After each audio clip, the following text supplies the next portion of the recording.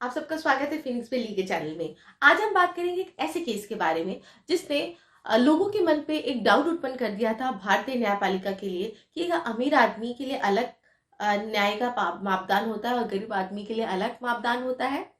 ये केस है एक कॉन्ट्रैक्ट किलिंग का केस। ये बहुत ही हाई प्रोफाइल केस रही है उस टाइम की, क्योंकि इसमें जो इन्वॉल्व आदमी था वो भारत के बीबी गिरी जो प्रेसिडेंट ऑफ इंडिया थे उनके साथ उनके पर्सनल डॉक्टर रहे हैं। जी हाँ, आज हम बात करेंगे कॉन्ट्रैक्ट किलिंग केस की।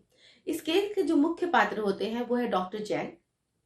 डॉक्टर जैन एक आई स्पेशलिस्ट होते हैं और उस समय के हमारे जो प्रेसिडेंट ऑफ इंडिया रह चुके हैं पीवी गिरी जी के, उनके पर्सनल आई डॉक्टर रहते हैं। उनका जो डॉक्टर जैन है उनका ऊंचे सर्कल्स में आना जाना रहता है, मिलना जुलना रहता है, बिकॉज ऑब्वियसली वो जब प्रेसिडेंट ऑफ इंडिया के डॉक्टर हैं तो उनका लोगों से जो मिलना जुलने का जो उनका दायरा भी रहेगा वो भी काफी ऊंचा रहेगा। 4 दिसंबर 1973 ये वो दिन है जब घटना घटती है। शाम को जब वो अपना घर जाते हैं, घर जाके वो अपनी वाइफ को बोलते हैं, वो डिफेंस कॉलोनी दिल्ली में रहते थे, घर जाके अपनी वाइफ को बोलते हैं कि चलिए मैं अपने बहन के घर जाते हैं, मतलब डॉक्टर जैन की बहन भी वहीं डिफेंस कॉलोनी के पास में रहती है, उनके घर पे जाते हैं। उनकी वाइफ दिव्या जैन उनके साथ में निकल के आती है। डॉक्टर जैन अपने कार के पास जाते हैं। जैसे वो अपने कार के पास में खोलते हैं अपना ड्राइविंग सीट, उठ के देखते हैं जो वाइफ जो उनके पीछे आ रही होती है वो दिखाई नहीं देती है। अचानक उन्हें कुछ आवाज सुनाई देती है तो वो नाली में देखते हैं, वहां पे देखते हैं उनकी वाइफ गिरी हुई है और वहां से एक आदमी कूद के बाहर जा रहा होता है, उसके साथ में और एक आदमी वहां से भाग रहे होते हैं। डॉक्टर जैन साहब जो है वो बहुत चिल्लाते हैं।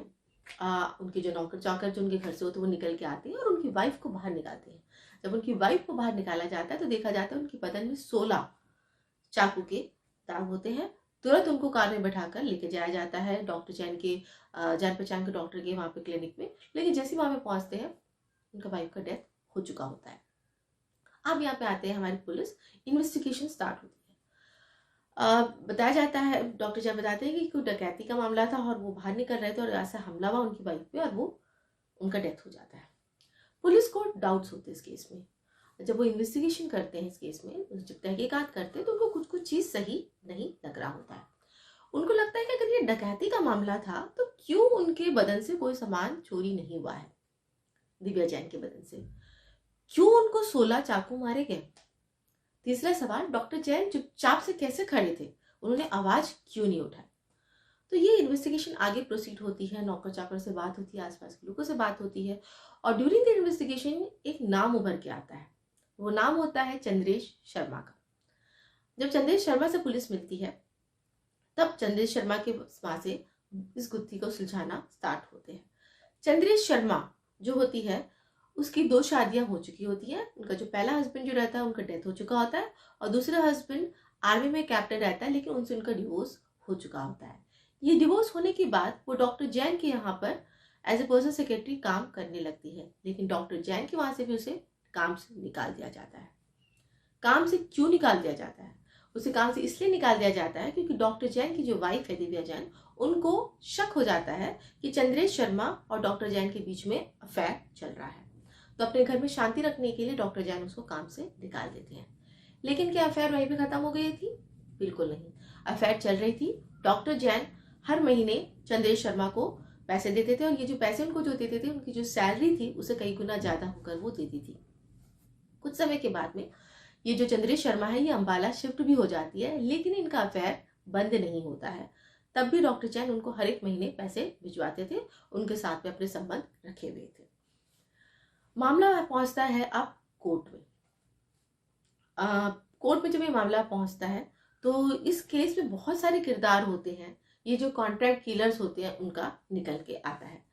जब पूछा जाता है चंद्रेश शर्मा से कि ये कैसे किया, कैसे हुआ, तो वो बताती है कि चंद्रेश शर्मा जो है उनकी जान पहचान का एक हवलदार होता है। उस हवलदार का जो नाम है वो है राकेश कौशिक। ये जो होता है चंद्रेश शर्मा का जान पहचान का होता है राकेश कौशिक, और राकेश कौशिक कंटोनमेंट में हवलदार का काम करता है। तो चंद्रेश शर्मा उनको बोलती है कि मुझे ऐसा उसको रास्ते से हटाना है, तो वो उसकी हेल्प करने के लिए हाँ कर देता है और वो उनको मिलाता है करण सिंह से। करण सिंह से मिलाते हैं, करण सिंह को 20,000 रुपया भी दिया जाता है कि आप ऐसा मर्डर करें। करण सिंह पैसे ले लेता है लेकिन काम नहीं करता है। इसके बाद जो राकेश है, राकेश कौशिक जो है वो अपने गांव हरियाणा में जाते हैं। वहां जाकर वो एक 20 साल के राम किशन से मिलते हैं जो एक मोटर का मैकेनिक होता है, और उनको वो दिल्ली लेकर आते बोलते हुए कि वहां पे कुछ काम है। जब दिल्ली लेके आते हैं वहां पे उसको धमकी दी जाती है कि भैया तुम्हें तो मर्डर करना पड़ेगा, अगर तुम नहीं करोगे तो तुम्हें भी मार दिया जाता है। अब ये बंदा डर जाता है और उसी वक्त बोलता है हाँ मैं ये काम कर दूंगा, लेकिन 1 महीना ये घुमाता रहता है और वो काम नहीं करता है। फाइनली वो बोल देता है कि मैं ये काम नहीं करूंगा, लेकिन मैं आपको एक ऐसे व्यक्ति से मिला दूंगा जो ये आपका काम करके देगा। वो व्यक्ति कौन होता है? वो व्यक्ति होता है कल्याण। और ये जो कल्याण होता है ये मिलवाता है एक अपने उस्ताद से जिसका नाम होता है भागीरथ। बहुत सारे कैरेक्टर्स इसमें, लेकिन भागीरथ जो होता है, भागीरथ अब ऐसे 2 लोगों से मिलाता है जिसका नाम है उजागर सिंह और करतार सिंह, जो ये काम को अंजाम देते हैं। उजागर सिंह और करतार सिंह और शर्मा और डॉक्टर जैन जो होती है, उनकी मीटिंग होती है एक चांदनी चौक के एक रेस्टोरेंट में। वहां पर डॉक्टर जैन बोलते हैं कि आज 4 दिसंबर 1973 आज ही के दिन ये काम को अंजाम होना है, और वो 500 रुपए उनको देके वो वहां से निकल जाते हैं रेस्टोरेंट से। चले जाने के बाद में जो चंद्रेश शर्मा होती है ये इन लोगों को बोलती है कि घटना तो बिल्कुल होनी चाहिए, लेकिन डॉक्टर जैन साहब को बिल्कुल भी चोट नहीं लगनी चाहिए। गलती यहीं पर हो जाती है, क्योंकि यही डाउट क्रिएट किया था पुलिस के मन में कि अगर ये डकैती का मामला था तो डॉक्टर जैन के ऊपर में हमला क्यों नहीं हुआ। वेल, हमला होता है और आगे की कहानी मैंने आपको पहले बता दी थी। कोर्ट में जब केस चलता है, सबसे इंटरेस्टिंग चीज जो कोर्ट में होता है, एज ए लॉयर ऑल्सो जब मैंने पढ़ा था इस केस को तो मुझे बहुत ही अलग से लगा था, वो ये था एज ए डिफेंस जो चंद्रेश शर्मा और डॉक्टर जैन ने अपने जो अफेयर है उसको डिनाई नहीं किया था। उन्होंने माना इनफैक्ट कि हाँ हमारे बीच में तो अफेयर चल रहा था, लेकिन हमारा ये अफेयर तो बहुत लंबे समय से चल रहा है, और जो दिव्या जैन है उनको इस बारे में पता था। अगर हमें इनको मारना ही होता तो हम बहुत पहले मार देते, हम अभी क्यों मान रहे हैं। लेकिन इनकी ये जो डिफेंस को कोर्ट ने नहीं माना। कोर्ट ने माना कि एक मोटिव तो है इनके पास में, इनका अफेयर चल रहा है और ये जो अफेयर जो है बहुत ही सीरियस अफेयर चल रहा है, और इनका जो अपनी वाइफ को मारने का मेन कारण यही है कि वो डिवोर्स दे के चंदे से शादी नहीं करना चाहते, क्योंकि उस वक्त डिवोर्स को बहुत अच्छी नज़रों से नहीं देखा जाता था, और सोसाइटी में क्योंकि उनका नाम था तो वो इस घटना ऐसे दिखाना चाहते थे कि उनका वाइफ का डकैती मर्डर हो गया और उसके बाद उन्होंने इनसे शादी कर ली। तो मोटिव तो इसमें बहुत क्लियर था। बहुत सर्कमस्टेंशियल एविडेंस भी इसमें यूज हुए, क्योंकि जो मेन वेपन था जिससे दिव्या जैन की को मारा गया था वो कभी बरामद इसमें नहीं हुआ था। तो बहुत ही सर्कमस्टेंशियल एविडेंस मतलब परिस्थिति के बेस पे इस केस को किया गया, लिंक जोड़ा गया। जो शर्मा जो था, चंद्रेश शर्मा से लिंक जोड़ा गया था इसका, राकेश का, और उसके बाद धीरे धीरे एक एक का लिंक करके ये पूरी गुत्थी को सुलझाएंगे।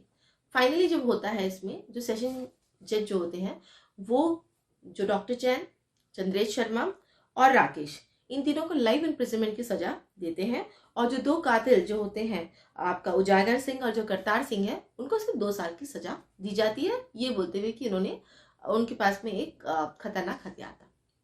ये मामला अब जाता है दिल्ली के हाई कोर्ट में। जब दिल्ली के हाई कोर्ट में जाता है और जब फैसला आता है तो जो आम जनता का जो आक्रोश था वो निकल के आता है। क्यों? क्योंकि जब जजमेंट निकल कर आया दिल्ली हाई कोर्ट से, तो दिल्ली हाई कोर्ट ने तो डॉक्टर जैन, चंद्रेश शर्मा और राकेश को तो लाइफ इम्प्रिजनमेंट की जो सजा थी वो एज इट इज ही रखी, लेकिन उजागर सिंह और जो करतार सिंह जो थे इनको सजाए मौत की सजा दे देती है। तो जनता का ये कहना था जिन लोगों को सिर्फ 500 रुपये मिले हैं उनको मौत की सजा मिल रही है क्योंकि वो गरीब है, और डॉक्टर जैन, चंद्रेश और जो दूसरे पते क्योंकि वो एफिलेंट फैमिली से हैं, उनका बहुत ऊंचा पहचान है, तो उनको लाइफ प्रेजेंट मिलती है। तो ये सही बात नहीं है। ये जनता का आक्रोश था, और ये मामला फिर सुप्रीम कोर्ट में भी जाता है, और सुप्रीम कोर्ट में भी जो दिल्ली हाई कोर्ट का जो ऑर्डर था उसको अपहेल्ड किया जाता है। अपहेल्ड का मतलब माना जाता है कि हाँ जो फैसला दिया गया था वो सही है, क्योंकि उन्होंने तो डॉक्टर जैन और चंद्रेश वगैरह ने जो भी था वो उन्होंने तो कॉन्स्पिरेसी की थी, लेकिन जो हत्या का जिसने अंजाम दिया, जो हत्या किया, ये इन्होंने पैसों की खातिर किया, लालच में आकर किया, जानते हुए किया कि वो जो कर रहे गलत है, और इसलिए उन्होंने उनसे ज्यादा का गुनाह किया, और इसलिए उन्हें मौत की सजा दी जाती, सजाए मौत दी जाती है। तो हाँ, एज ए आगे जाकर बहुत सारे ऐसे कॉन्ट्रैक्ट किलिंग की केसेस आती हैं, कॉन्स्पिरेसी के केसेस आते हैं, जिस